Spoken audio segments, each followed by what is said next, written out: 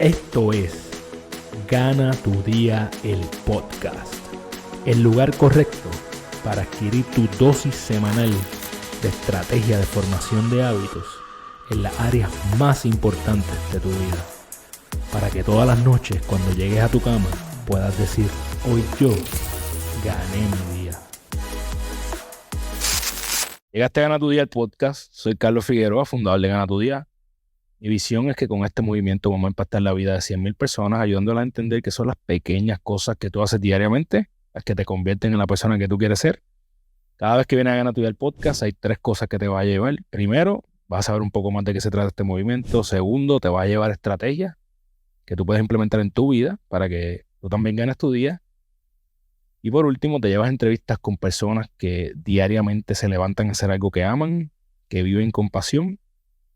Este es nuestra primera entrevista en nuestro nuevo hogar. Así que quiero darle las gracias a José Galíndez por prestarnos la guarida del joseo. Si te gusta lo que estamos haciendo con Gana tu Día, comparte esto con alguien que puede beneficiarse. Y si estás en YouTube, suscríbete, dale a la campana para que todas las semanas te lleguen las notificaciones de que llegó una entrevista nueva. O si estás ahí, aprovecha y ve nuestro nuevo podcast que se llama El GPS de tu vida, donde te comparto estrategias para que tú también ganes tu día. Caerse está permitido, levantarse es obligatorio. El invitado de hoy se convirtió en uno de los legisladores más jóvenes que ha tenido la historia de Puerto Rico, cuando tenía solamente 27 años. Él solo lleva 10 años en la política y ha transformado sistema de manera irreversible. Ha creado un nuevo partido que al parecer está atentando contra la paz mental del bipartidismo y la política tradicional de nuestro país. Hizo su bachillerato en Cornell, una de las universidades más prestigiosas a nivel global, y posee un Juris Doctor magna cum laude de la Universidad de Puerto Rico.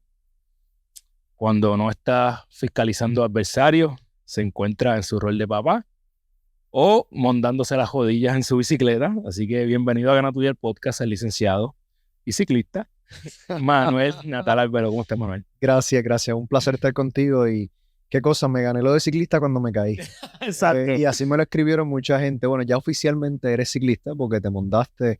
Ojalá hubiese sido la rodilla, en verdad me pelé una nalga. Y todavía al día de hoy no te enseño cómo voy, pero te creo. no es ese tipo de podcast. Pero nada, súper agradecido de estar aquí y te felicito por el espacio. Qué loco, ¿verdad? Que muchas veces la gente está más pendiente a nuestras caídas que a los momentos en donde nosotros estamos buscando crecer, ¿verdad? Es ese momento donde las personas aprovechan.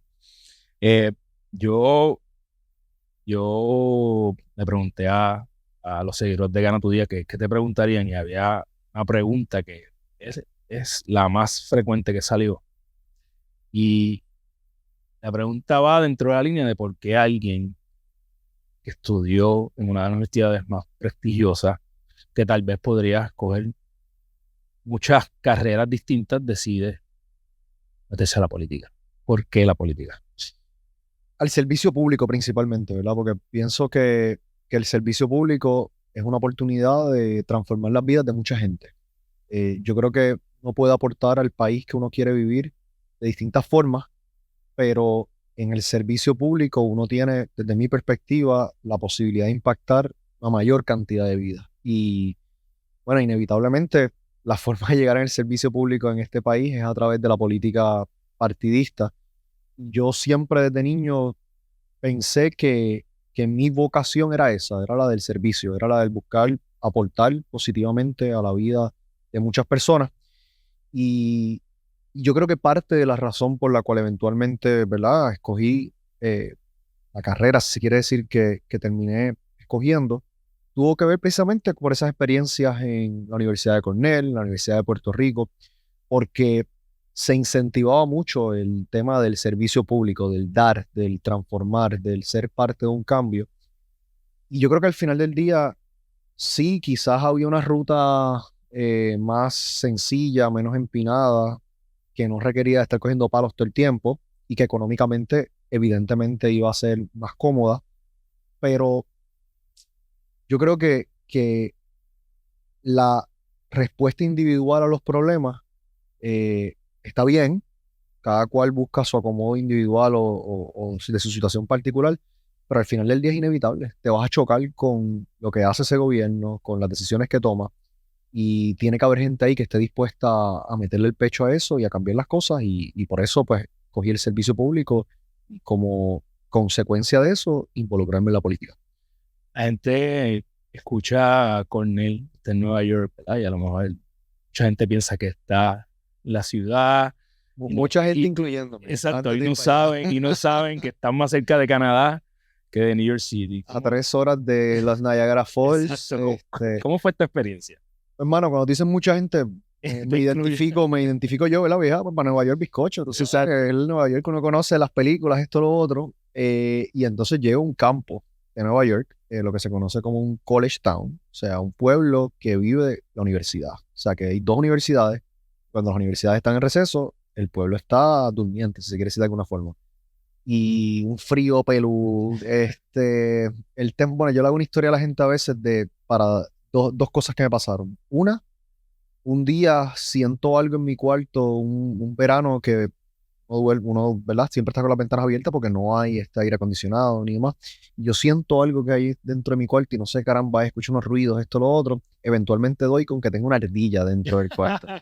Y dale para adelante a otra temporada, ¿verdad? Del año, y estoy saliendo digamos, de la biblioteca a las 2 3 de la mañana, y camino a mi dormitorio, me encuentro así con el campus, con una familia de venados. Así, o sea, ese tipo de experiencia. Ni mencionarte el primer día que cayó la nieve, y yo miré por la ventana, sonó mi alarma, miré por la ventana, cayó nieve, y yo dije, bizcocho, no hay clase hoy. Es como Puerto Rico, aviso de huracán, Huracán se acabó, me quedo durmiendo. Al rato miro y habían limpiado todos los camnillos, pero ¿y qué hace esta gente? O ¿Por sea, qué? así que nada, fue una experiencia bien interesante, pero en un lugar también con mucha diversidad dentro de una universidad predominantemente blanca, pero mucha diversidad, muchos latinos de la ciudad de Nueva York, una comunidad afroamericana fuerte, mucha historia de activismo, y yo me metí bien de lleno en eso, me metí en las luchas de las comunidades minoritarias o marginadas, y me cambió mi forma de ver inclusive mi país, desde una perspectiva distinta, e inclusive con las experiencias de otra gente que estaban viviendo otras cosas completamente distintas, incluyendo puertorriqueños en la diáspora. Así que fue una experiencia bien bonita, bien bonita, bien bonita. Yo vi que tu bachillerato tenía que ver con servicio público, ¿verdad? ¿Cuál es el nombre correcto del bachillerato? La traducción al español sería Análisis y Administración de Política Pública. En inglés se llama Policy, Analysis and Management. Pero hasta eso fue como por suerte, porque yo estoy solicitando a la universidad, estoy llenando los documentos, y mi inglés era más o menos. En este momento, ¿sabes? Me defiendo. No es como que, ¿sabes? Mucha gente me escucharía hablar el idioma de este tipo, no estoy. Pero lo sobreviví. En aquel momento estaba más embaratado que ahora. Y yo estoy solicitando y haciendo traducciones incorrectas en mi mente. Digo, policy. Ay, me gusta la política, pues policy. Análisis de política, bizcocho. Management, eso es administración, pues política con administración, este es el bachillerato. Cuando llego allá, me doy cuenta que si quería estudiar política, el bachillerato se llamaba Government, que si quería estudiar administración, el bachillerato se llamaba Applied Economics and Management, y que lo que terminé estudiando es pues lo que es el equivalente acá a una maestría en administración pública, que al final bien, o sea, resultó ser exactamente lo que yo necesitaba o quería, pero fue por suerte, por una mala traducción en su momento, y, y bueno, yo creo que a veces las cosas pasan así, que lo que está para uno, está para uno. Cuando vi eso, me puse a pensar en los requisitos para legislar, para convertirse en un legislador, para convertirse en gobernador de Puerto Rico. Y yo creo que eh, la pregunta sería, desde tu punto de vista, ¿cambiarías lo que son los requisitos para no ser un servidor público en Puerto Rico?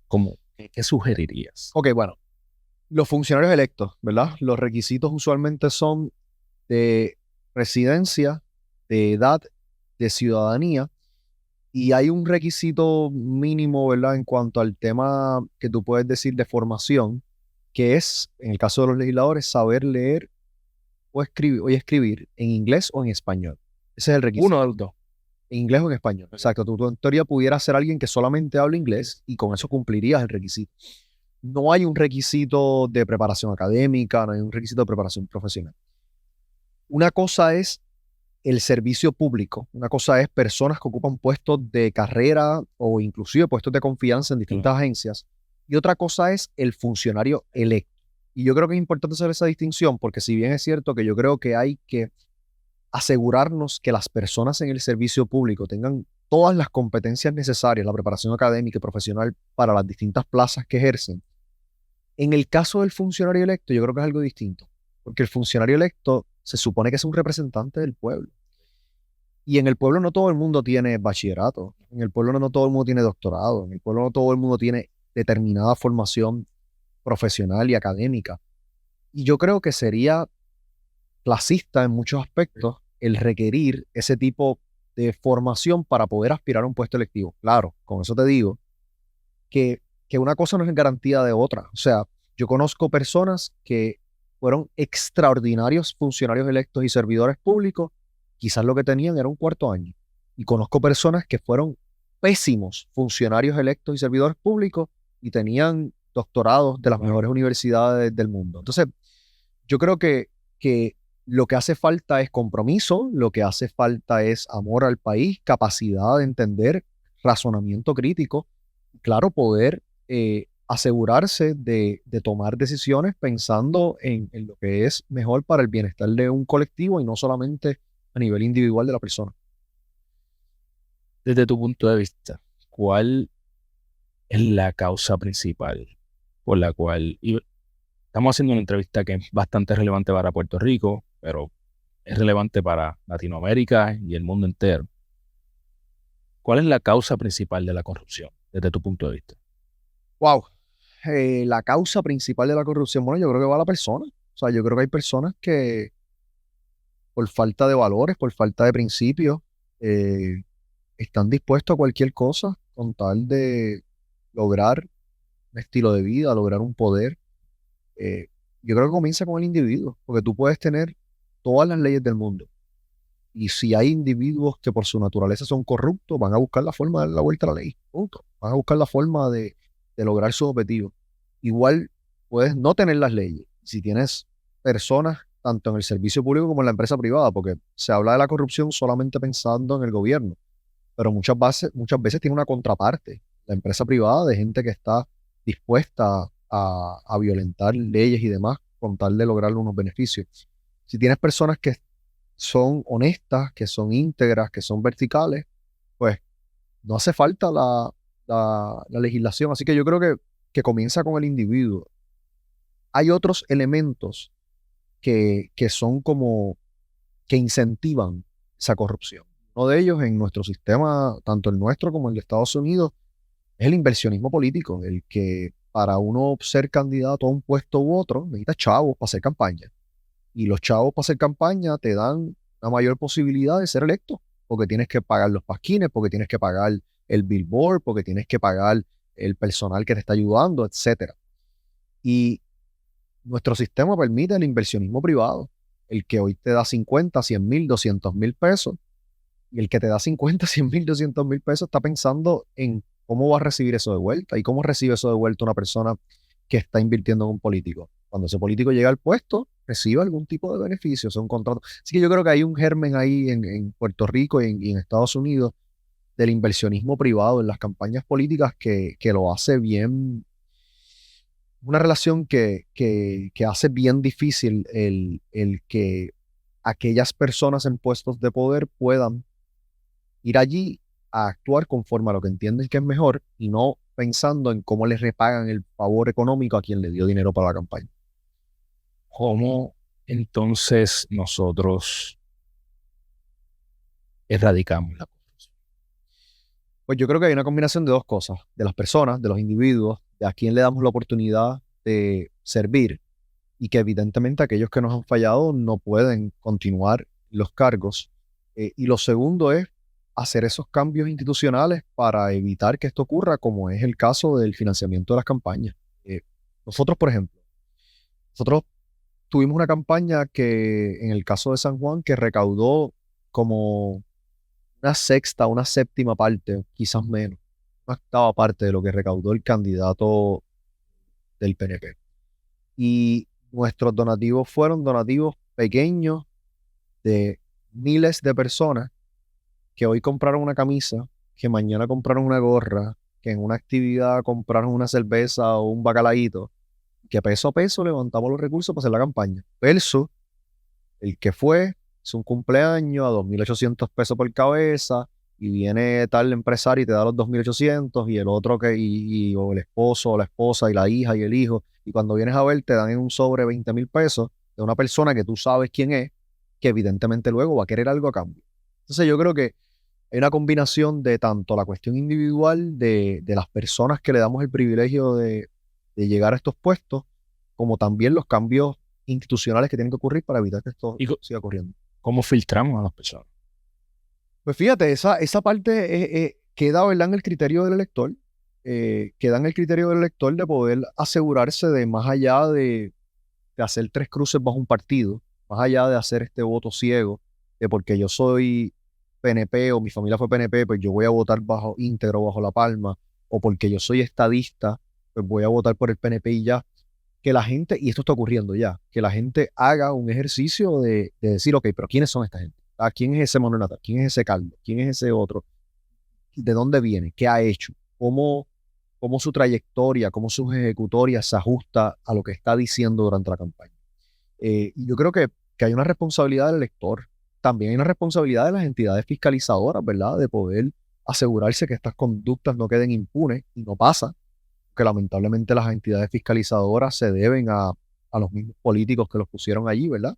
Pero, pero creo que es un proceso que está ocurriendo y me parece que está cambiando de forma acelerada. Cuando mencioné la palabra corrupción, dijiste algo que me parece importante, ¿verdad? Que no es, estamos hablando de corrupción política. Eh, en, en meses recientes vimos corrupción en las comunicaciones, como Ah, en el caso de Sixto George, aquí en Puerto Rico, ¿verdad? Las personas que nos ven de afuera. ¿Cómo, en qué medio se puede confiar? ¿Cómo yo sé que estoy viendo un medio que está siendo imparcial? bueno, yo creo que hay que partir de un punto. Ningún medio es imparcial y ninguna persona es imparcial. Yo no soy imparcial. Yo soy sumamente parcializado. Yo tengo una visión de vida, yo tengo unos principios, tengo unos valores, y los comunico.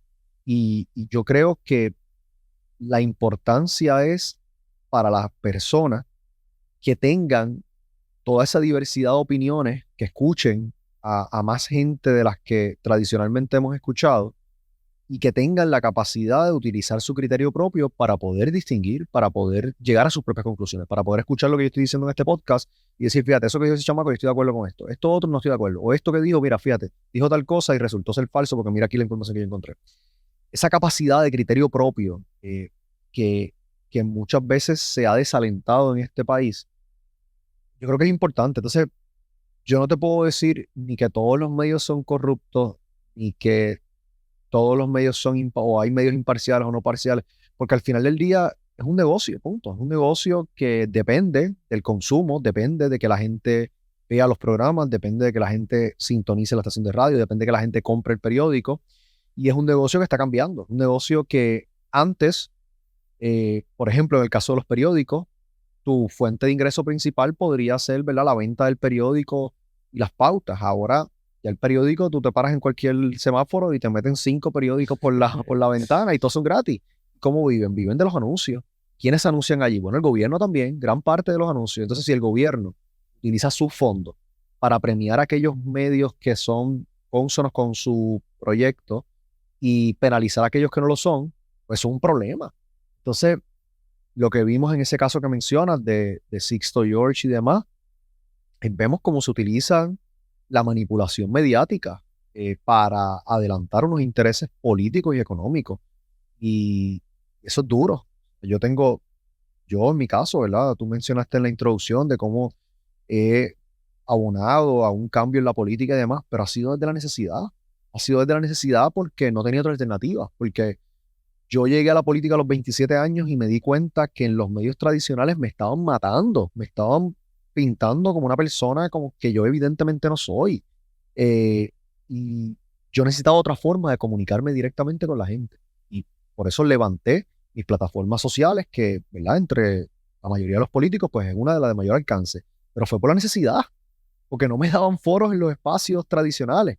Entonces, yo, yo entiendo que para lograr los cambios que necesitamos como país, todo regresa a la educación y a la información. Y si nosotros recibimos nuestra información a través de los medios, y hay ciertos medios que nos están condimentando esa información o sesgándola de acuerdo a sus intereses de antemano, pues es un problema y es un reto. Y no puede haber un proyecto de cambio para el país que no incluya un componente de comunicación mediática. Cuando tú llegas a primer partido del cual formaste parte, entiendo que tu llegada a la legislatura no fue Piche San Crim, fue Opuesto a eso. algo, ¿verdad? Un poco retante. Entiendo que en aquel momento el presidente del partido, Alejandro García Padilla, tal vez no te daba muchas esperanzas. 5 años más tarde, después de eso, tú estás fuera de ese partido. ¿Por qué es que realmente tú sales de ahí? Bueno, primero, ¿por qué estoy en el partido? Estoy en el partido originalmente por una cuestión de tradición, de familia. Familia principalmente está vinculada al Partido Popular, no necesariamente activista ni nada por el estilo, algunos más que otros, pero yo tengo la memoria de ir todos los fines de semana a casa de mi abuelo en Ciales, estar en la marquesina con él tomándose el café, las fotos de Muñoz, de Rafael, de Sila, de Aníbal, etcétera. Así que yo, en principio, era popular por una cuestión de tradición. Luego, cuando voy a la universidad, empiezo a repensarme cosas y a cuestionarme cosas y me doy cuenta, no, espérate, yo soy popular soberanista. Yo creo en estas cosas.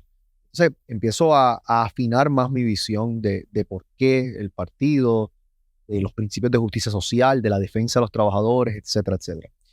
Llego a la legislatura, me choco con una pared enorme que me deja claro que el discurso es una cosa, pero la acción es otra. Que este partido que dice defender la justicia social está dispuesto una y otra vez a sacrificar a los trabajadores y las trabajadoras por cumplir con los grandes intereses. Que este partido que dice que defiende a los estudiantes durante el proceso electoral y de campaña, cuando llegan al poder, hacen lo mismo que criticaban del otro. Entonces, ahí empiezan mis choques, ahí empiezan mis retos, ahí empiezan mis cuestionamientos con el liderato del partido. Y paso 5 años duros dándome cantazos con el entonces gobernador de Puerto Rico y presidente del Partido Popular, con el liderato legislativo del partido. Y eventualmente, la vida es una rueda. Ese partido cae en minoría y empiezan a criticarle al PNP lo mismo que ellos habían hecho por 4 años. Y la única persona que en ese momento tenía standing para señalarle al PNP esas cosas era yo, porque yo lo había fiscalizado a los míos igual. Y en ese proceso surgieron unas controversias, particularmente con todo el tema de la deuda de Puerto Rico, con el tema de la quiebra de Puerto Rico, etcétera, que es súper larga y quizás para otro momento, pero en resumen, habían unas personas que ocupaban puestos de liderato dentro del Partido Popular que en su capacidad profesional estaban trabajando con una de las empresas que más daño le ha hecho a este país, una empresa de cabilderos republicano. Y para mí era un conflicto obvio entre lo que promulga el partido y lo que sus líderes estaban haciendo en su capacidad profesional. Y yo entendía que se tenía que hacer algo. Y lo planteé ante la Junta de Gobierno del Partido Popular, que es el organismo rector del partido. Y la Junta decidió que no había que hacer nada. Decidió mirar hacia el otro lado. Una reunión que me invitaron y luego no me dejaron participar. Yo estuve en las afueras de la reunión hasta como las 2 de la mañana. Salen, me dicen el resultado y dije, pues perfecto. Camino a mi casa, en ese momento yo vivía en Caimito, desde Puerta Tierra a Caimito, y había tomado la decisión. Pero ¿cómo yo me voy a quedar en este partido si evidentemente es un partido que no es cónsono con los valores y los principios que dice defender? ¿Cuál es la razón para quedarme en este partido? Y yo me hice esa pregunta guiando de camino a mi casa ese día. Y la única respuesta que yo escuché en mi mente de por qué quedarme en ese partido era por una de acomodo personal. Porque si me quedo en el partido, tengo una mejor posibilidad de resultar electo.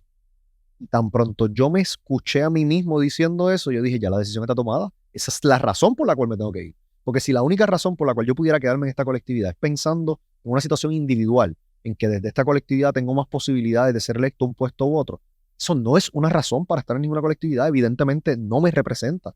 Así que tomé la decisión de, en ese momento, ¿verdad?, desafiliarme del Partido Popular y eventualmente de buscar formar parte de un proyecto colectivo nuevo que se presentara como alternativa a ese bipartidismo que desde mi perspectiva es bipartidismo corrupto, bipartidismo que, y no estoy diciendo la gente, estoy diciendo el corazón del rollo del Partido Popular, estoy diciendo los líderes, que se deben a los mismos intereses económicos y al final del día, cuando llegan allí, no van a hacer lo que es mejor para los que votaron por ellos, sino que van a cumplir con los que le pagaron las campañas, y a esa gente hay que sacarla. Que la gente debería confiar en alguien que se fue del partido que le dio la oportunidad. Y añado a la pregunta, ¿cómo yo sé, por ejemplo, digamos que Carlos Figueroa es soberanista, cree soberanía? ¿Cómo yo sé que yo estoy apoyando a Manuel Natal hoy y de momento Manuel, un par de meses, no va a decir, no, espérate, en realidad lo que hace sentido es la estadidad?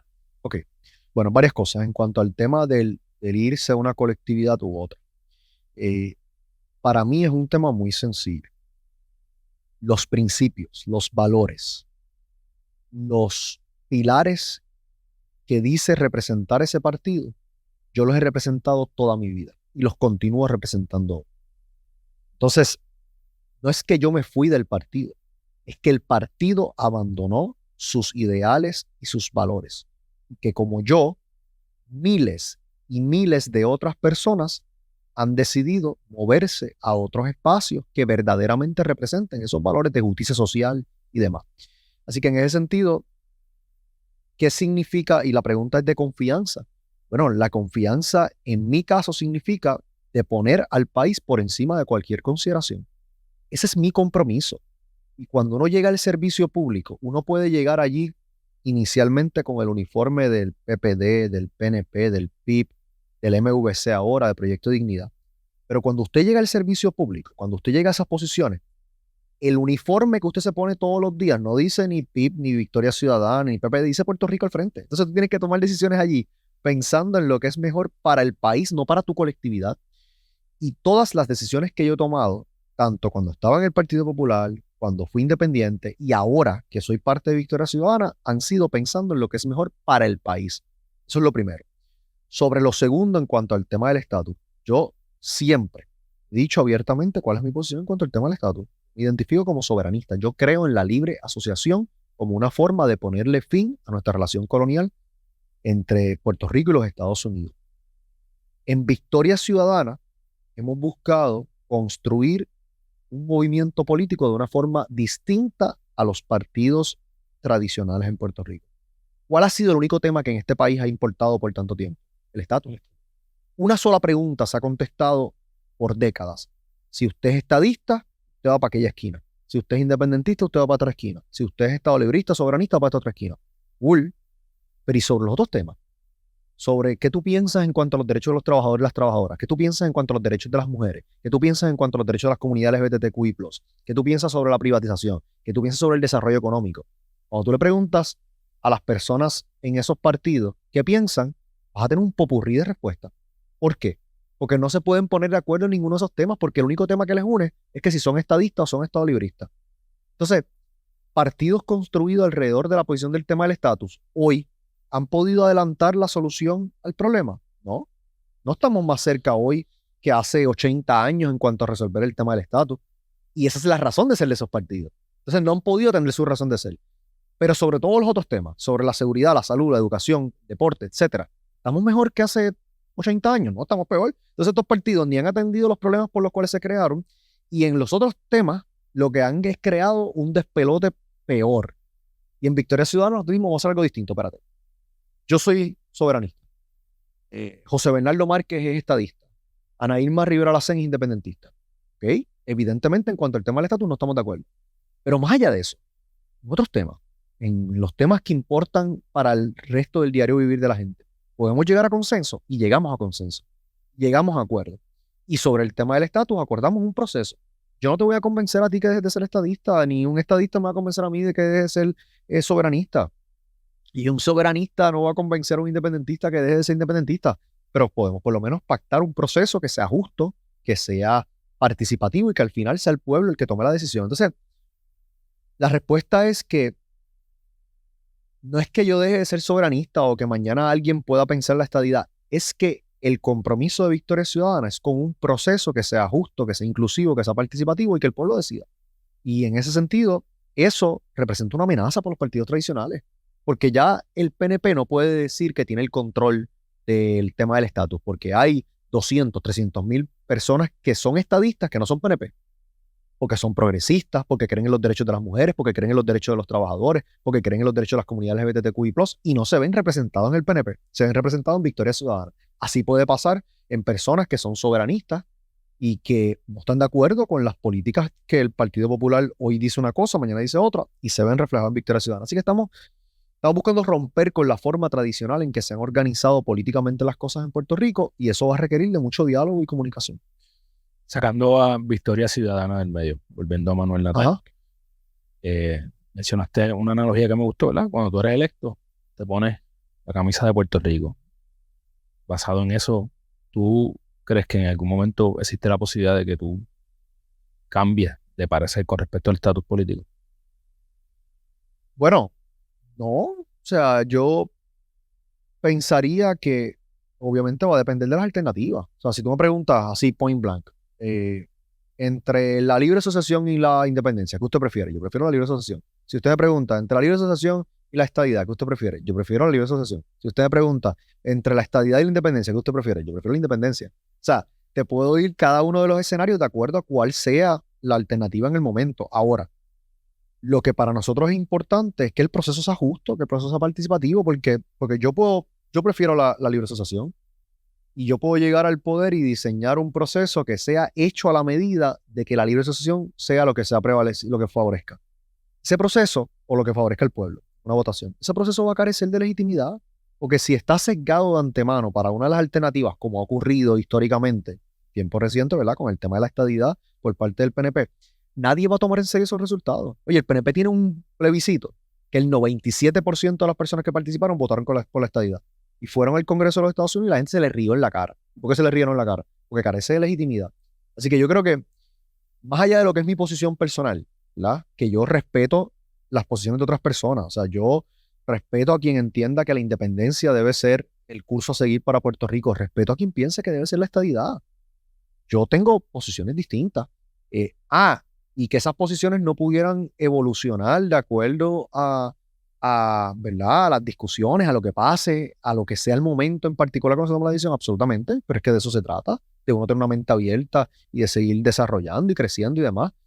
Pero yo, por distintas razones, he concluido en gran parte de mi vida que la opción de estatus que yo favorezco es la de la soberanía, un ejercicio de ella a través de la libre asociación, pero no tengo problema en que se debata, se discuta, el pueblo tome decisión y la que el pueblo tome y favorezca es la que si yo estuviera en un puesto de liderato, toca defender, porque de eso se trata, de que las mayorías son las que mandan y yo quiero que la mayoría del país escoja la opción que yo quisiera, pero eso lo tengo que hacer mediante el convencimiento, mediante la imposición y en ese sentido pues es un tema que nosotros lo tenemos muy claro en cuál es nuestro acercamiento a él y que no nos divide y que no es lejos de lo que plantean otras personas, que la diversidad no debe ser una debilidad entre los movimientos políticos, que reconocer esa diversidad debe ser una fortaleza. Porque, primero, en arroz y habichuela, ¿qué es la libre asociación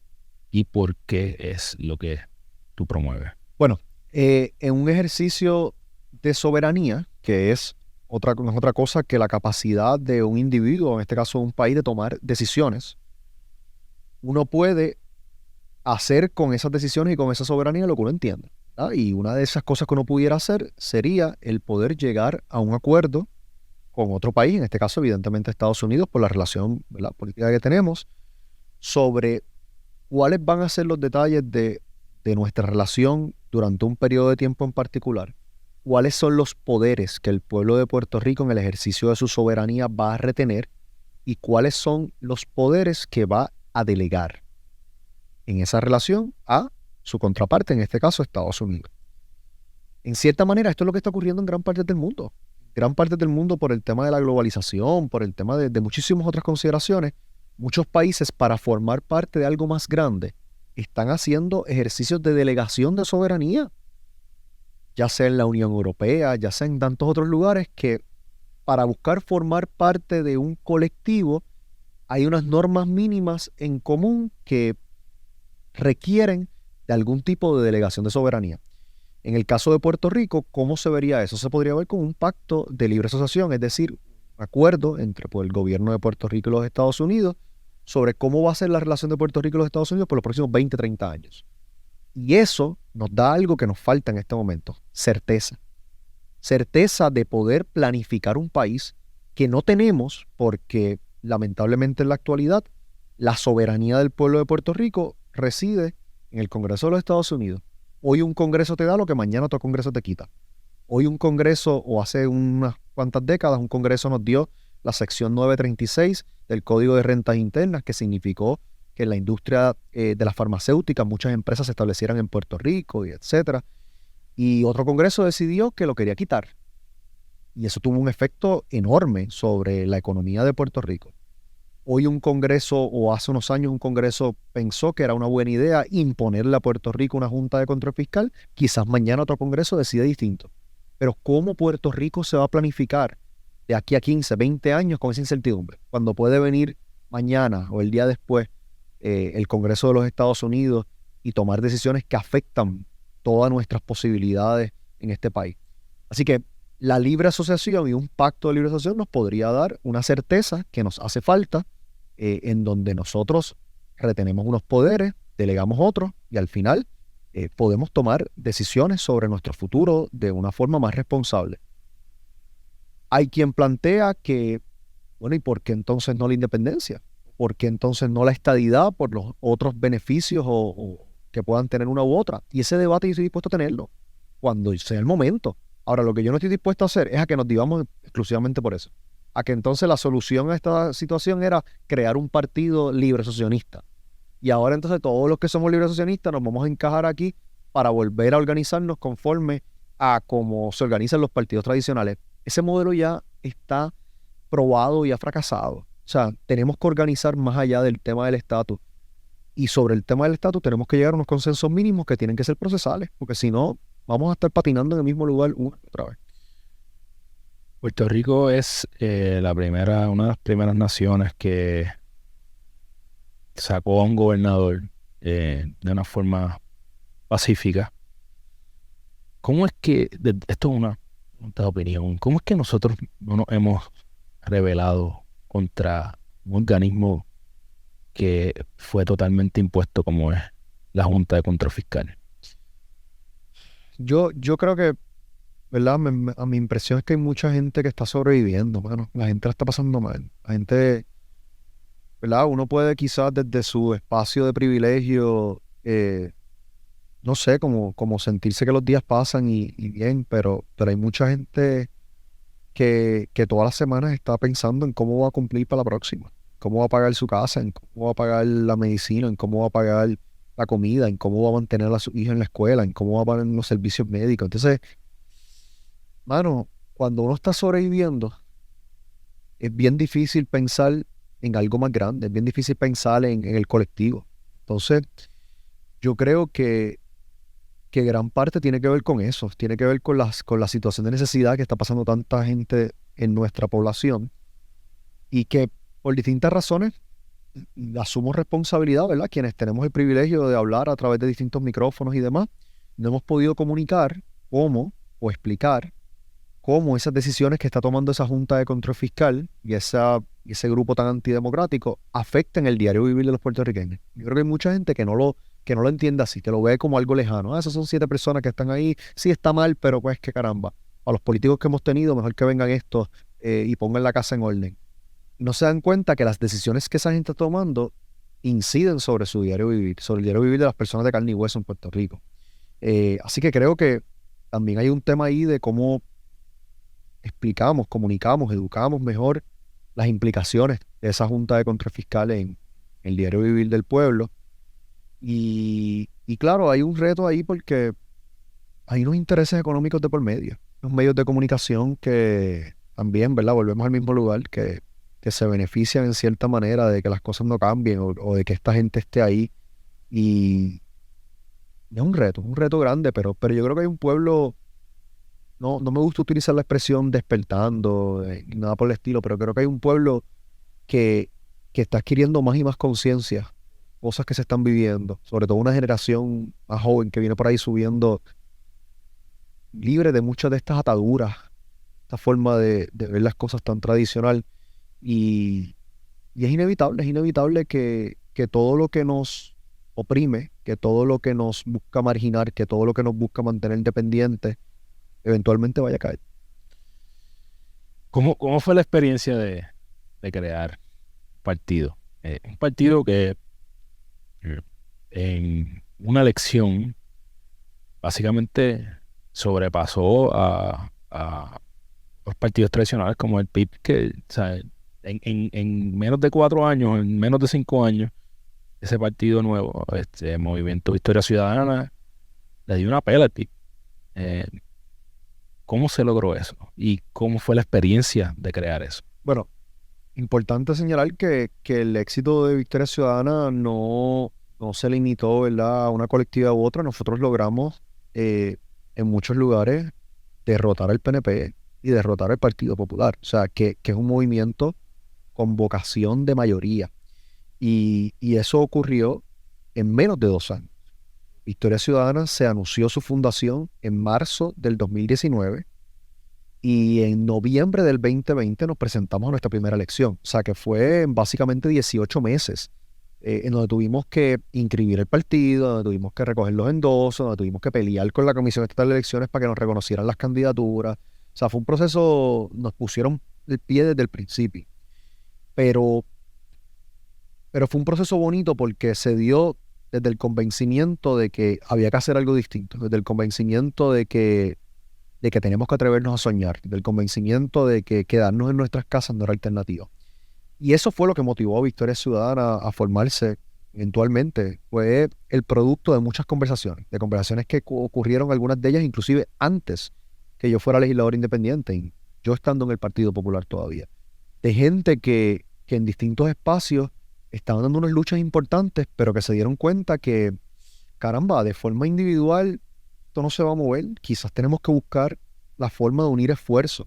Y eventualmente eso desembocó en la creación de Victoria Ciudadana, que no solamente logramos la elección de 4 personas a nivel nacional, 2 en la Cámara y 2 en el Senado, sino también de 25 legisladores y legisladoras municipales, 24 municipios, y el resultado, ¿verdad?, que se obtuvo en el municipio de San Juan, en el precinto 3 de San Juan con la licenciada Eva Prado, otros municipios como Rincón, la candidata a alcaldesa de Rincón de Victoria Ciudadana sacó casi el 20% de los votos. O sea que es un fenómeno interesante de gente que se atrevió a soñar y que nos atrevimos a organizarnos de forma distinta. Mucha gente piensa que Victoria Ciudadana es solamente un partido de jóvenes y un partido de gente soberanista, independentista. Y la realidad del caso es que Victoria Ciudadana tiene una diversidad enorme en cuanto a grupos generacionales. Los principales activos de Victoria Ciudadana, la gente que está construyendo el movimiento todos los días, son personas adultos mayores, 70 y pico, 80 y pico años, están en la calle con nosotros fajados de sol a sol, porque hay una cuestión que trasciende generaciones.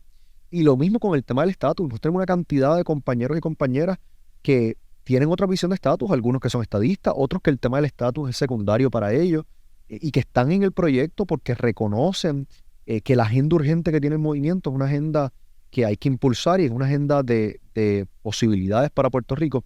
Así que yo creo que es un momento bonito, o sea, es un momento bonito de lo que representó en la esperanza del pueblo, el que haya un partido o movimiento político que no vino a hacer un ejercicio simbólico. Nosotros vinimos desde el primer día a lograr el poder político, porque sabemos que hacen falta 26 votos en la Cámara de Representantes, 14 votos en el Senado y un gobernador o gobernadora que convierta en ley la política pública para cambiar las leyes y demás. Así que esto no es un ejercicio simbólico, nosotros vinimos a ganar y logramos unas victorias en el 2020, vamos a lograr otras en el 2024 y estamos confiados que en el 2028 vamos a poder tener un gobierno de mayoría. Esa es la proyección. seguro, tiene que serlo porque es que se nos va la vida. De lo contrario, ¿qué? Quedarnos con 4 años más de un gobierno liderado por el PNP, eso no es alternativa. Y evidentemente el Partido Popular no es una opción viable ni electoralmente ni en contenido como alternativa al bipartidismo. Entonces, ¿qué nos queda? Pues que salir a construir algo distinto, y la proyección de Victoria Ciudadana es esa. Victoria Ciudadana está encaminado a convertirse en la segunda fuerza política luego de la elección del 2024 y de cara al 2028 lograr una mayoría. Claro, en el 24 sobre todo, la forma de garantizar que adelantemos esta causa con la urgencia que amerita es, más allá de Victoria Ciudadana, construir una alianza de país. Es sumar a otras fuerzas políticas, incluyendo el PIB, candidatos independientes y otras colectividades, para lograr que el conjunto de esas cosas pueda tener un mejor resultado electoral en el 2024, y estamos convencidos que lo vamos a lograr. En algunos casos eso significará puestos que Victoria Ciudadana va a llegar en distintas esferas, en otros casos pueden ser candidatos independientes, en otros casos compañeros o compañeras del PIB, pero de forma colectiva, con una visión en conjunto, vamos a adelantar muchísimo el 24. El 24 está ahí al lado. A vuelta a la esquina. ¿Ya tú escogiste por qué vas a correr en el 24? No me toca a mí escogerme, empezando por ahí. O sea, yo puedo decirte que tengo mis preferencias, ¿Cuál que me las conservo. es? Debía haber hecho el disclaimer antes de empezar.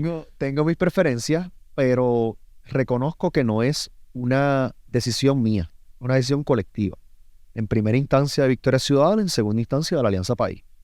Porque, y esto no lo hemos hablado así de lleno, pero está, me parece que dentro de todo lo que te he contestado hasta el momento, yo tengo muy claro la diferencia entre el fin y los medios, ¿verdad? Mi fin no es ser representante, no es ser alcalde, no es ser gobernador. Es un medio para lograr un fin.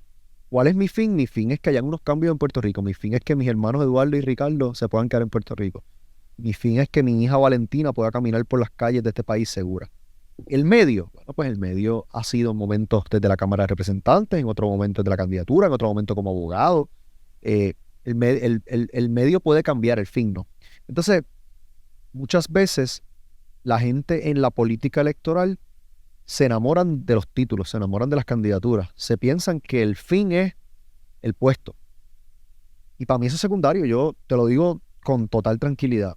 Yo puedo estar en la papeleta como no estar en la papeleta en el 2024, y si el no estar significa que presentamos un mejor equipo, con mejores posibilidades y con un proyecto político claro, no tengo ningún problema con eso, porque no me mueve el ocupar una posición u otra. Claro, yo creo que con 37 años tengo todavía en el tanque para dar. Creo que la campaña del 2020 fue un ejemplo de las posibilidades que se tiene, ¿verdad? Con un mensaje distinto, con el trabajo que se hizo. Y si Victoria Ciudadana así lo entendiera y la Alianza País también, pues estoy disponible para estar en el lugar que se entienda. Pero en este momento todavía no es una decisión que se ha tomado. No tan solo con 37 años, porque desde los 30, cuando tenías 30 años, tú fuiste el candidato popular que más votos obtuvo en Puerto Rico. Sí. Entonces, ¿por qué no utilizar esa ventaja? Bueno, porque eso fue la elección del 2016 y eso es bien interesante, que la gente no sabe que, bueno, sí, alguna gente lo sabe. A mí me dieron duro en esa elección, la primaria del 2016. La consigna era vota por cualquiera menos por Natal, dentro del Partido Popular. O sea, vota por cualquiera menos Natal. Y yo sobreviví la primaria a duras penas, y en la elección general fui el funcionario electo por el Partido Popular que más votos saqué en esa elección. Y eso no fue impedimento para el día después, esos mismos populares, lideratos, caerme encima. O sea, no importó nada del apoyo electoral que había obtenido. Mano, yo veo eso como una relación que es como una cuenta de banco que tú tienes que estar depositando todo el tiempo. Tú no puedes estar sacando de esa cuenta de banco sin depositar. Todas las relaciones son así. Y claro, y es una relación de confianza con el electorado. Y yo creo que yo me he ganado la confianza de un sector creciente del electorado con el trabajo, porque he sido consistente con las posturas que asumo, porque porque no estoy tirado para atrás, porque me como la calle, porque estoy todos los días trabajando de acuerdo a los objetivos que nos hemos fijado. Y eso me ha dado un privilegio de, ¿verdad?, de recibir el aval del electorado con su voto. Pero reconozco que eso es cambiante, que hoy muy bien ese electorado me dio esa oportunidad y mañana puede pensar que es otra persona la que debe estar en esos puestos y que esa otra persona tiene mejor posibilidad. Así que yo no, ¿verdad?, no utilizo el resultado electoral que he obtenido como una ficha de presión para X o Y cosa, porque mi acercamiento es del desprendimiento de que el país y el proyecto colectivo va por encima de cualquier cosa. Así que eso se va a solucionar. O sea, se tiene que solucionar en cuestión de nada, porque, tú sabes, estamos a mayo del 23, el 1 de diciembre se abren las candidaturas, así que ese asunto tiene que estar superado ya en los próximos meses, sin duda. ¿Tú crees que alguna vez, en algún momento, cuando venías creando esta historia bonita, ¿verdad? Desde que estabas en Cornell, querías servir a tu país, el niño o el joven, todavía te ves súper joven. Gracias. Ese es el chiste, el chiste. Tú, cuando el chamaquito Manuel Nadal, Nadal es el tenista, Quisiera yo tener los millones. se veía gobernando Puerto Rico. Es claro que cuando uno es niño y te preguntan qué tú quieres ser y tú quieres estar en el servicio público, probablemente en alguna respuesta u otra, y seguramente mis maestras eh, ahí en el Colegio Espíritu Santo de Atorrey van a dar testimonio de esto, pues en algún momento dije, eh, ¿verdad?, que yo quería hacer X o Y cosa, ¿verdad?, inclusive gobernador. Pero hoy eso no es un fin. Volviendo al tema del fin y los medios. Hoy el fin yo lo tengo más claro. Y eso podría ser un medio. Pero no es un medio ¿verdad?, que guía mi toma de decisiones. Yo te lo resumo de esta manera. Yo pienso que los cambios que requiere Puerto Rico son de tal naturaleza que no pueden ser realizados por una sola persona. Yo o cualquier otra persona puede ganar la gobernación en el 2024. Y si no tiene un pueblo detrás que esté comprometido con una agenda claramente definida, lo van a matar o me van a matar. Puede ser tanto literalmente como figurativamente, depende. Porque aquí hay unos intereses creados, porque aquí hay unas personas que llevan 80 años viviendo de una estructura que está al borde del colapso. Y eso ha creado el desespero, el miedo, el desasosiego en mucha gente porque saben que su tiempo está por llegar y que cuando eso ocurra, porque inevitablemente va a ocurrir, y quizás no voy a ser yo el que va a estar en la posición, quizás no van a hacer mucho de lo que estamos ahora, pero esto va a pasar. La persona que llegue tiene que venir con un apoyo colectivo que sea tan y tan grande que aguante lo que esta gente va a hacer allá afuera. Si controlan los medios, si controlan el poder económico, si controlan, nos van a matar. Entonces, más allá de decirte cómo yo me veo, yo te contestaría cómo nos veo. Cómo veo a un país que se da a respetar, que define claramente cuál es el problema y cuáles son las posibles soluciones, y que no descansa hasta que logre resolver esos problemas. Y eso significará, sí, ocupando el poder político, eso significará ganando elecciones, pero más que ganando elecciones, eso significará implementando una política pública que verdaderamente le haga justicia a la grandes mayoría en este país, que no es lo que ha ocurrido por mucho tiempo. Y eso va a tener reto, y eso va a tener resistencia, y eso va a significar que van a usar todas las herramientas que tengan en su poder para ir contra nosotros. Y por eso, si te fijas, mis respuestas siempre son desde el colectivo, no desde el individualismo, porque mañana, como ha pasado en tantos otros lugares y aquí mismo, mañana a mí me pasa algo, al otro le pasa algo, y si un movimiento político depende de una figura, se acabó. O sea, se acabó, o matan al mensajero haciendo campaña de descrédito, como han tratado de hacer, caso en tantos otros, o hacen cualquier otra barbaridad. Entonces, los movimientos tienen que depender de las ideas. de los colectivos, no de los individuos. Así que yo nos veo gobernando. Claro que nos veo gobernando, por supuesto. Si no, ¿para qué estamos haciendo esto? Esto no es para hacer un ejercicio simbólico de que haya una marquita ahí de que, bueno, pues ahí hubo gente que dijo, no, nos veo gobernando, por supuesto que sí, porque vinimos a quitarle el poder político a esos sinvergüenza y devolvérselo a quien le pertenece, que es la mayoría del pueblo. Mencionaste la seguridad. ¿Temes por tu seguridad o has temido por ella? Mamitas y papitos, si tus chicos están enfermos y no quieres hacer largas filas en el pediatra, búscame en Instagram como Doctora Wisco. Ahí encontrarás el enlace para hacer una cita de manera virtual. Bueno, han pasado cosas, o sea, yo he recibido amenazas de muerte durante el transcurso de mi tiempo en la legislatura. Han pasado cosas que si yo no estuviera al tanto de, ¿verdad? O consciente de lo que se vive, pues las dejaría pasar como que pues casualidad o demás. Pero ¿qué alternativa tengo? O sea, ¿qué puedo hacer? No me puedo esconder, no puedo quitarme. Así que tengo que enfrentarlo. Y si hay alguien que por X o Y razón decida que la forma de detener el trabajo que estoy haciendo es tomando algún tipo de acción drástica contra mi persona, pues yo espero que la gente cobre conciencia de eso ¿verdad? Y salga con más fuerza a luchar por estas cosas. Pero mira, yo no llevaba ni un año en el Capitolio cuando empecé a recibir mis primeras cartas de amenazas de muerte en la oficina. Por una mentira que empezó a propagar una legisladora, con el tema de la comida de perro, que lo repiten una y otra vez, y es una mentira, porque yo no tuve nada que ver con eso. Las personas que participaron de eso lo dijeron, pero ellos insisten en que fue tal cosa.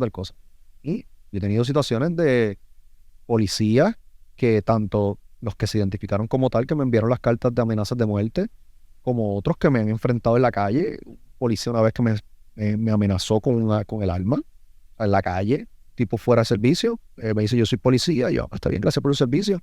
Y tú fuiste el que tal cosa. Y me amaqueó así como si me fuera a sacar el arma, ¿sabes? Pero ¿qué uno puede hacer? ¿Esconderse o quitarse? No, son alternativas. Hay que seguir para adelante. Está en el tema caliente, ¿verdad? Está en días recientes, sometiste una demanda, o no, Manuel, asumo que el partido es en conjunto con el PIB, en relación con las alianzas electorales. ¿Cuál es el problema aquí? ¿Cuál es el problema de esto? Y me gustaría que explicaras para las personas que tal vez no entienden lo que está pasando, qué es lo que están tratando de evitar. ¿Cómo se vería una papeleta con este tipo de alianza? Bueno, el problema es que quien hace la ley hace la trampa. Y en el caso puntual del Código Electoral, el Partido Nuevo Progresista, a unos meses de la pasada elección, cambió las reglas del juego. Se dio cuenta que la cosa no pintaba bien para ellos, se dio cuenta que el pueblo, después de Ricky renuncia, después del verano del 19, después de todas las cosas que habían pasado, se dio cuenta que algo iba a ocurrir en esa elección y decidieron cambiar las reglas del juego para hacerlas a su medida, para ellos tener un control absoluto del andamiaje electoral, para ellos poder hacer trampa de forma bien directa, decirlo. Y lo hicieron, se salieron con la suya en cierto grado. Y ante esa situación, el Partido Popular, que controla la mayoría de los puestos en Cámara y Senado, se había comprometido con derogar, con eliminar ese código electoral. Y como en tantas otras veces, el Partido Popular dice una cosa en el proceso electoral y cuando llega al poder hace otra. En este caso no fue la excepción. Luego de decir que estarían derogando ese código electoral, en este caso decidieron incumplir con su palabra. Entonces ahora mismo tenemos un código que, imagínese usted que estas son las reglas del juego. Un juego de baloncesto, y quien decide cuáles son las reglas por las cuales jugamos es uno de los equipos. Y decidió montar las reglas de acuerdo a lo que los favorece a ellos. Pues no tenemos que ganarle con sus propias reglas. Claro, vamos a retarlo, vamos a ir a los tribunales. Y en este caso puntual, una de las reglas que establecieron es que no se pueden hacer alianzas, cosa que se permitía en nuestro país por casi 100 años, cosa que se permite en Estados Unidos, en Latinoamérica, en Europa, etcétera. Que no es otra cosa que dos partidos políticos o dos candidaturas que no tienen que pertenecer a un mismo partido político, pueden ser candidaturas de dependientes, por ejemplo, puedan llegar a un entendido y decir, coño, Carlos. Es decir, lo que tú quieres. Coño. Ok, Disculpa. te iba a preguntar antes. Carlos, tú que vives en Cagua, mano, tú serías un extraordinario alcalde de Cagua y podrías ser candidato independiente a la alcaldía de Cagua. Tú estás pensando eso, etcétera. Y yo en Victoria Ciudadana digo, mira, nosotros estamos de acuerdo con eso, vamos a ver cómo te apoyamos.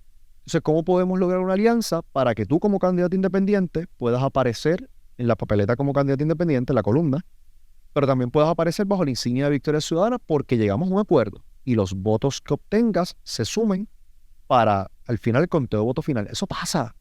La gobernadora de Nueva York ahora mismo fue electa por 2 partidos, por el Partido Demócrata y por el Working Families Party. Eso pasa todos los días. Y es una forma de buscar consensos o alianzas entre las distintas fuerzas políticas. Y eso es lo que nosotros queremos lograr. Y el Código Electoral de Puerto Rico lo prohíbe ahora mismo. Y lo prohíbe porque el PNP lo cambió y el Partido Popular decidió dejarlo así, porque sabían que esto iba a pasar, porque sabían que estaban perdiendo apoyo electoral, porque sabían que la gente estaba saliendo del bipartidismo. ¿Y qué hicieron? Flexibilizaron los requisitos para inscribirte, es decir, te hacen más fácil inscribirte como un nuevo partido, pero te imposibilitan que puedas hacer alianza. Divide y vencerás. Y eso es lo que están tratando de hacer y por eso nosotros estamos retando eso. Y estamos retando eso porque creemos que es el elector quien debe tomar la decisión final. No debe ser el partido en poder, el PNP, que decida qué se puede hacer o no con el voto del elector. Si el elector quiere apoyar una alianza, que la apoye. Si no la quiere apoyar, no la apoya, se acabó, así de fácil. Y si el PNP quiere hacer una alianza con el Partido Popular formalmente, como ha hecho tanto tiempo, que la hagan, pero que al final el elector pueda decidir. Y yo creo que hay un problema de una crisis de democracia brutal. Brutal. ¿Hay alguien con quien no harías alianza? ¿Con quién? No, con los corruptos, con los Tomás Rivera Chats de la vida, no hay posibilidad de alianza, con otras personas que no, quizás que no sean corruptos, pero que tienen unas posiciones de política pública que evidentemente son absolutamente contrarias a los postulados que nosotros representamos. En el caso, por ejemplo, del Proyecto Dignidad. El Proyecto Dignidad se presenta como una alternativa al bipartidismo, pero representa una alternativa completamente distinta a la que representa Victoria Ciudadana. Mientras Victoria Ciudadana es una alternativa democrática, de participación, de ampliación de derechos, el Proyecto Dignidad es una alternativa retrógrada, una alternativa de llevarnos atrás 40, 50 años, de limitar las libertades individuales, de imponerle a las mujeres y a las comunidades LGBTQI+, qué pueden o no pueden hacer, porque con esa gente no hay posibilidad de alianza. Yo creo que las alianzas se tienen que construir sobre las ideas, sobre las propuestas. No es una alianza para ir y tomar el poder, no es una alianza para ganar la elección. Queremos hacer eso también, pero tiene que estar construida sobre unas ideas mínimas en común, porque de lo contrario nos convertimos en lo que salimos a cambiar. Me gustaría terminar la conversación política para hablar de estos temas haciendo un pequeño ping-pong. Ok. Yo No, soy bueno en el juego de ping-pong, pero en este tipo en el pasado no me ha ido tan bien. Ah, Así que bien. vamos a ver, puede No. ser que haya un delay. Vamos a ver. Vuelva a la bola. No tiene que ser una palabra. Me gustaría saber, tal vez en una oración, qué opinas de los nombres que voy a decir. Eliezer Molina. Activista ambiental, comprometido con la defensa de los recursos naturales en Puerto Rico. Luis Muñoz Marín.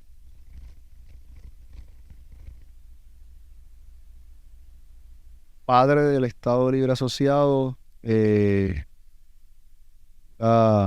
polémica. Pedro Albizu Campos. Líder independentista, perseguido, asesinado. Sí, Luis Aferré. estoy escribiendo esto, ya me estoy dando cuenta de lo que estoy haciendo. Estoy dando una descripción general y luego le pongo, pues nada, o sea, yo creo que un líder estadista con muchos desaciertos de mi perspectiva, pero que evidentemente logró aprovechar una oportunidad particular en la historia de este país y solamente convertirse en gobernador, sino en fundar un partido que al día de hoy existe. Sila María Calderón.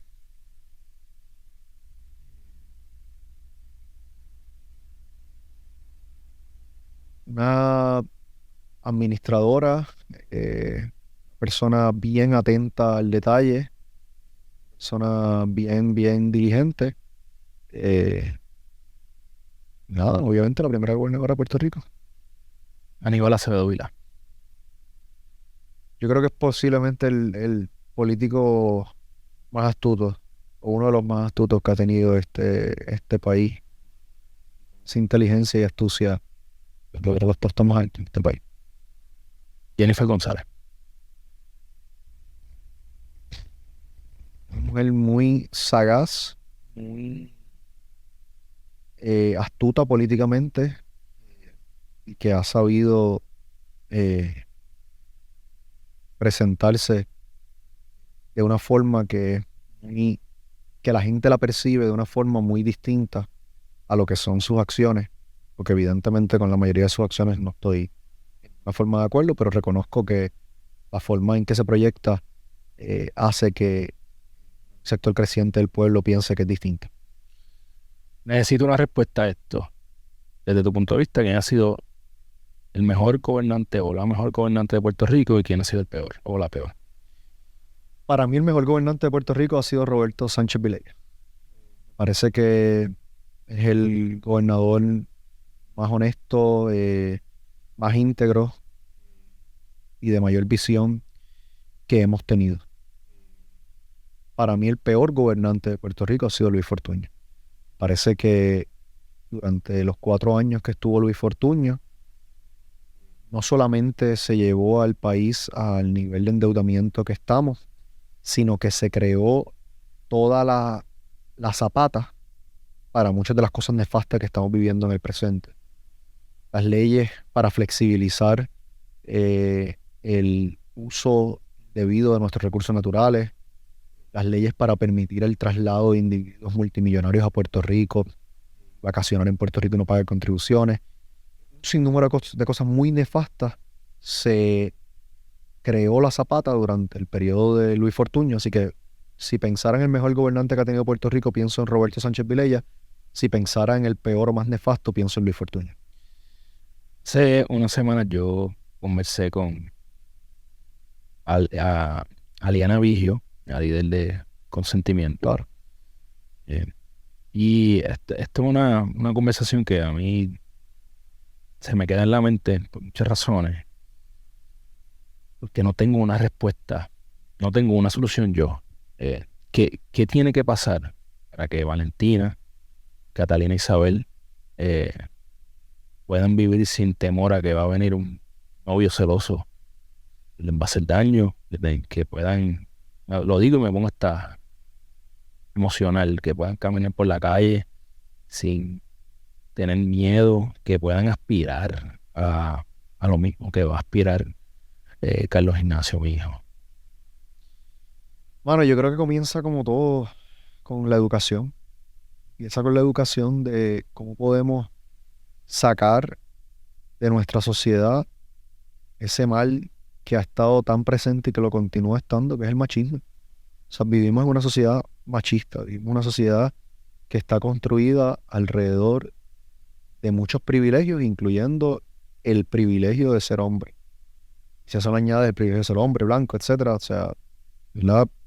Y de la única forma que enfrentamos eso es como tantas otras cosas, es con la educación, es enseñándole a nuestros niños la equidad, enseñándole a nuestros niños el respeto, es enseñándole a nuestros niños el valor de la diversidad, es enseñándole a nuestros niños niños y niñas, que tu género no define tu profesión, no define tu forma de ser, no define quién tú puedes ser o aspirar en la vida. Y, y que el amor es tan diverso como nuestras familias.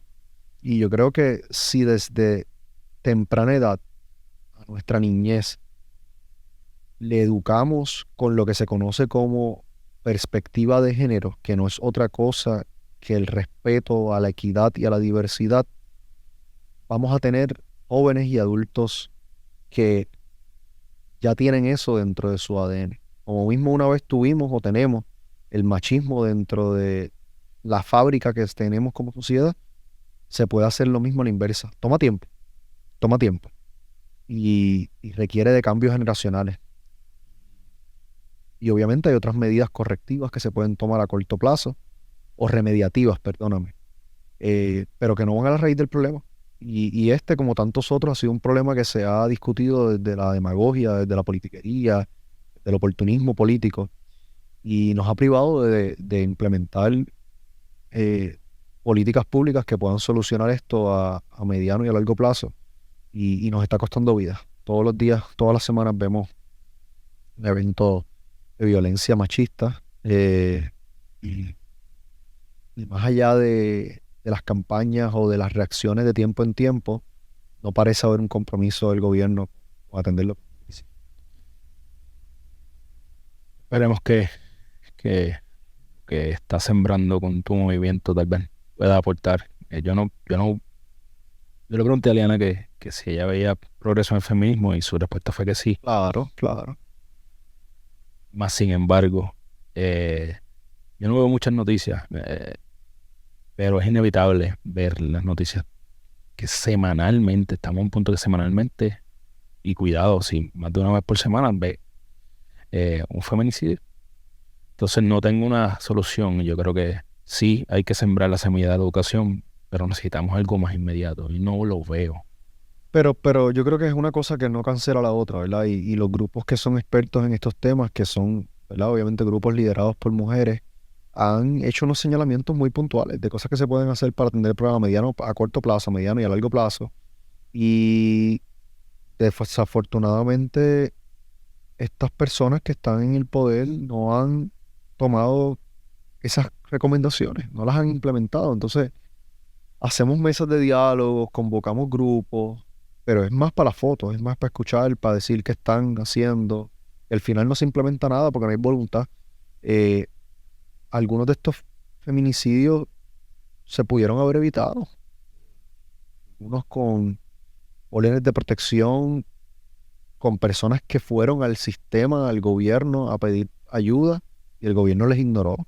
Y un día después terminan siendo asesinadas en un supermercado. O sea, yo creo que hay una combinación de cosas, pero lo inmediato no debe ser impedimento para hacer también lo que resuelve el problema desde su raíz, que como dije, creo que es la educación.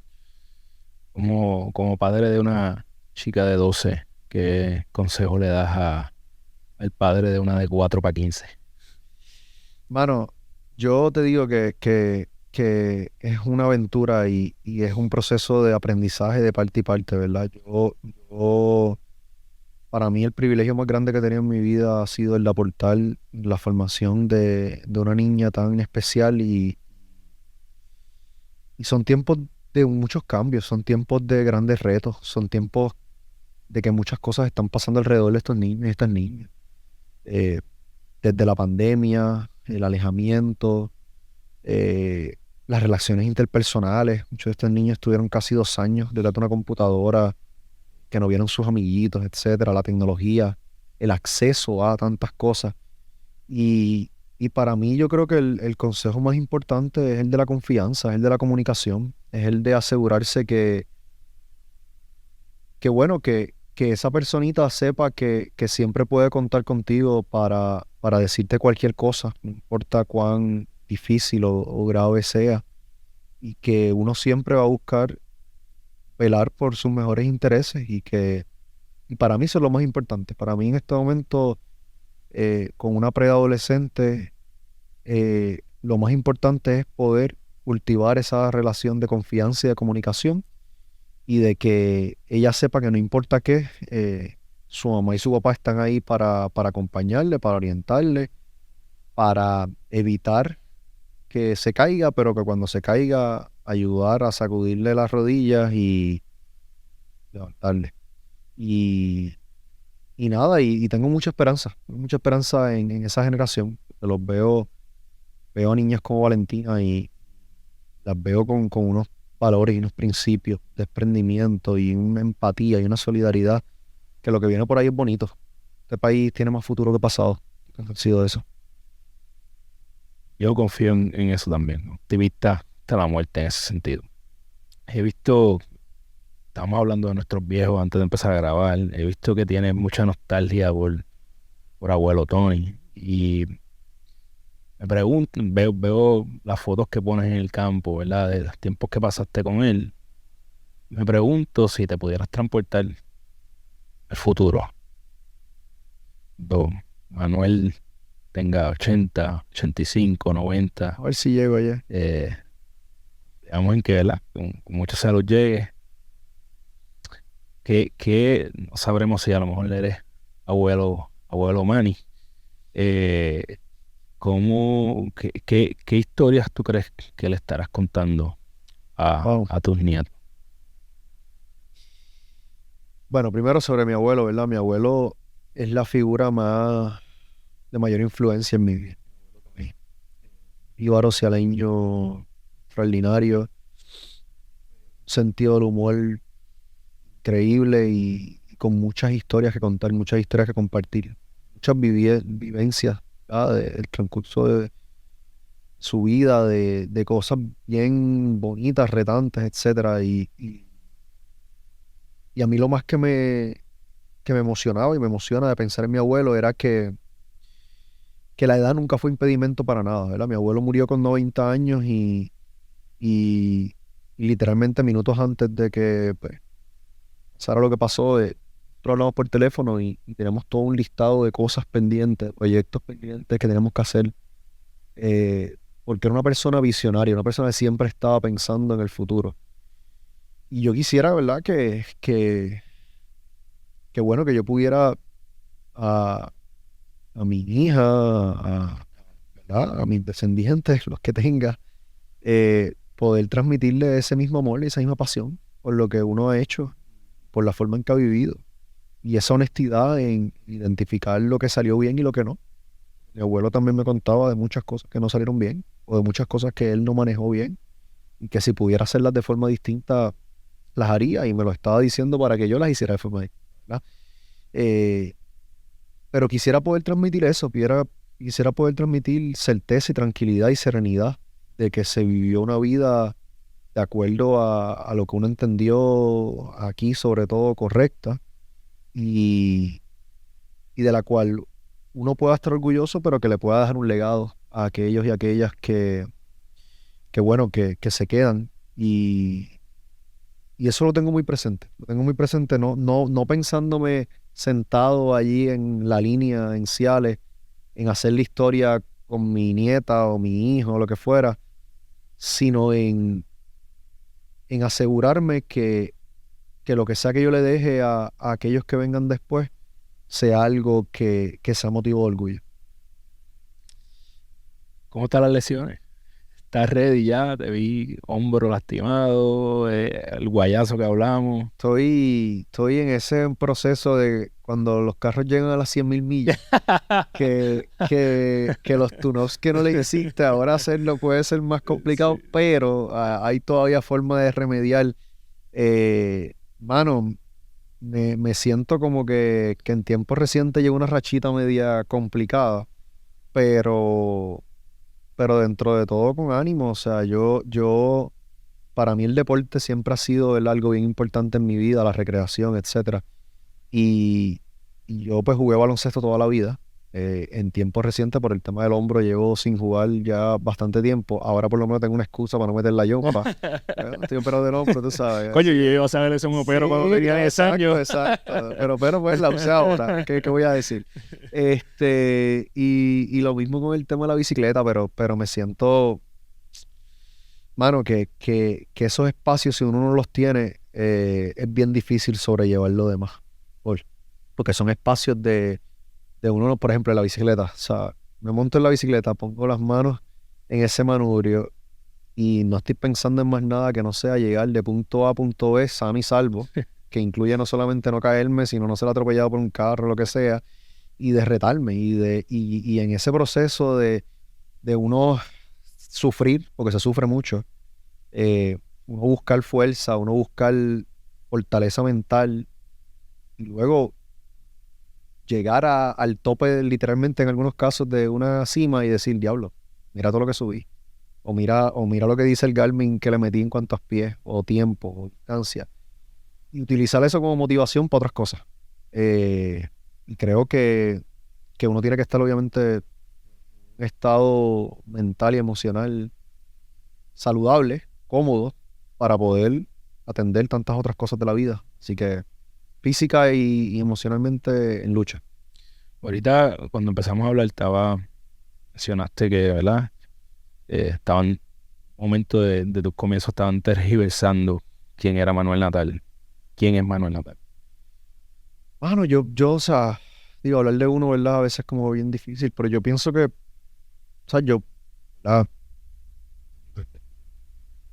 Pienso que soy una persona que es apasionada por lo que hace, que ama a su país, a su familia, a sus seres queridos con toda su fuerza. Pienso que soy una persona que hago un esfuerzo consciente de ponerme en los zapatos de otros, de ser empático, de ser solidario, de pensar en el prójimo antes de mí mismo. Y nada, y que soy honesto en el sentido y quizás demasiado honesto en ocasiones, de que llevo mis pensamientos y mis sentimientos a flor de piel. Y, y pues, eso en la política a veces no es necesariamente bueno. Eso en la política, como dicen por ahí en inglés, less is better. O sea, mientras menos uno dice, mientras más por debajo del radar pasa, mejor es. Y, y yo siento que pues que yo no vine a la política al acomodo, yo vine a la política a los cambios y eso incluye el ser honesto con quien soy y reconocer cuando me equivoco, que me he equivocado un montón de veces y me equivocaré un montón más, como político, como persona, etcétera. Pero, pero mano, ¿verdad? Soy una persona que amo lo que hago, lo que vivo, la gente con la que me rodeo y que trato de poner mi granito de arena para que las cosas cambien y sean mejores de las que las recibí. Bueno, todo ha sido una belleza de conversación. Gracias por tu tiempo, gracias por decir que sí. No sé si va a ser una opción para mí, ¿verdad? Porque yo soy residente de Cagua, así que no sabemos. Todo depende, ¿verdad? Sabremos en el 2024, o a finales del 2023 en algún momento. Ten la certeza que como para el 1 de diciembre del 23 ya sabemos si vamos a poder optar por tu voto o no. Eh, cuéntale a todo el mundo dónde te pueden conseguir. En las redes sociales, en todas, en Facebook, en Instagram, en Twitter, abrí TikTok. Te Creo. vemos haciendo bailecito, ¿no? No sé. Yo soy Valentina no me alérgico ha dado a la la luz línea. verde todavía, pero Por favor, no tengo, se la dé, tengo por favor. tengo TikTok, que es como algo nuevo. Pero te garantizo que si pones la caída, ya tú sabes que Sí, viral, ¿verdad? la caída La tienes la por ahí. tengo grabada. Eso, lo único gracioso es que yo sabía tan pronto me fui a caer, yo dije, diablo. Yo me visualicé en el momento y de momento dije, diablo, esto está grabando. Tengo que sentarme a ver esto después. Y fue tal cual lo pensé, porque se sintió como yo me sentía como trompetilla. El me caigo, me caigo, me caigo, me caí. Yo sabía que me iba a caer. Y reaccioné a eso. No podía hacer nada al respecto y me mondé y el resto es historia. Pero nada, me consiguen en Manuel Natal PR en todas las redes sociales. Manuel Natal @victoriaciudadana.pr también. Y hago mi mejor esfuerzo de contestar. Esto es, a veces no es un one man show, así que sí, a veces me tardo en contestar, mis disculpas, pero las contestaciones llegan eventualmente y nada, y siempre listo para continuar la conversación en el momento que sea oportuno.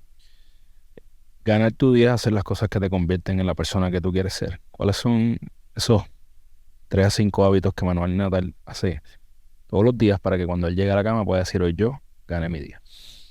Mano, yo creo que se trata de pequeñas victorias. A veces se siente como demasiado. La cuestión profesional, la cuestión personal, el país, etcétera. Y a veces se vale sentirse sobrecogido, overwhelmed. Y la forma creo que, ¿verdad?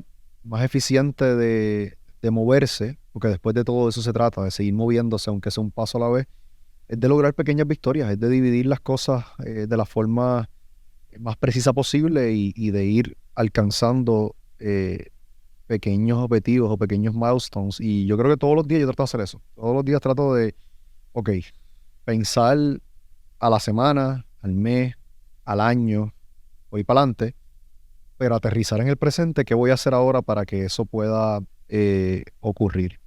Eh, lo segundo tiene que ver también con la situación individual. Yo antes pensaba nada, que se valía sacrificarlo todo.